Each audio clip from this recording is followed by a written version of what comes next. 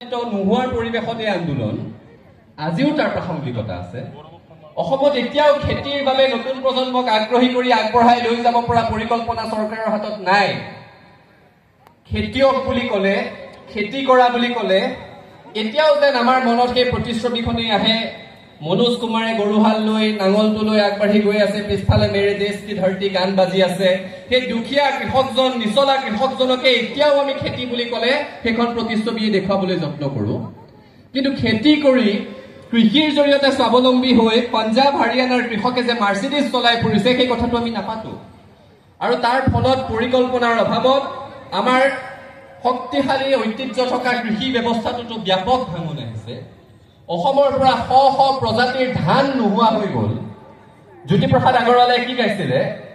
আমাৰে চকুলৰ পানীৰে জীয়ালো মানিকী মাধুৰী ধান, তোমালৈ আনিছো জগতৰে শৌচ এৰাও নিমাতিমান।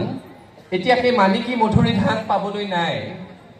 সুগন্ধি থকা বিধে বিধে অসমীয়া জহা চাউল এতিয়া আমাৰ থালবোৰত বিচাৰি নাপায়। তাৰ ঠাই লৈছে সেই পঞ্জাৱত উৎপাদন কৰা বাছমতী চাউলেহে। অৰ্থাৎ আমি নিজস্বতাটো ক্ৰমশঃ হেৰুৱাই গৈ আছো। আৰু যদি এই ছাত্ৰ সংহতি দিৱসৰ পবিত্ৰ ক্ষণতে আমি এই কথাবোৰ নাপাতো তেতিয়াহ'লে আধৰুৱা হৈ ৰ'ব।